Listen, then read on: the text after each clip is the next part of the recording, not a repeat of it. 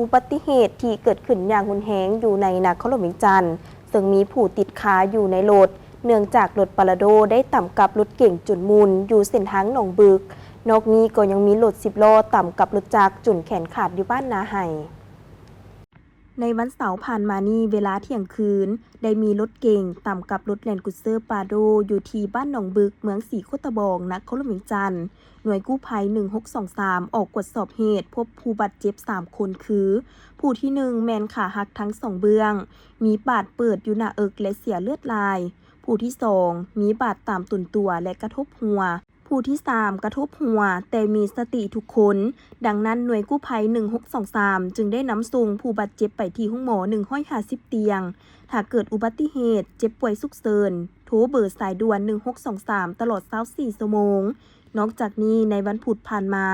ก็ได้มีรถ10 ล้อต่ำกับรถจักรจนแขนขาดอยู่บ้านนาไห่ซึ่งเหตุการณ์เกิดขึ้นวันที่2 พฤษภาคม 2025 เวลา 9:52 นาทีได้มีรถ10 ล้อต่ำกับรถจักรเขตบ้านนาไห่เมืองไซเศรษฐานครหลวงจันทร์หน่วยกู้ภัยนครหลวง1624ออกตรวจสอบเหตุพบผู้บาดเจ็บ2 คนอาการเบื้องต้นแมนผู้ที่1แขนขาดหนังหัวเปิดใหญ่ซึ่งเป็นเพศหญิงผู้ที่2กระทบขาและมีสติเป็นเพศหญิงเช่นกันดังนั้นหน่วยกู้ภัยนครหลวงเวียงจันทร์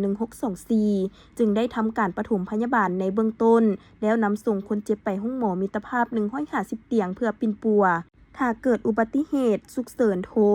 1624ตลอดเวลา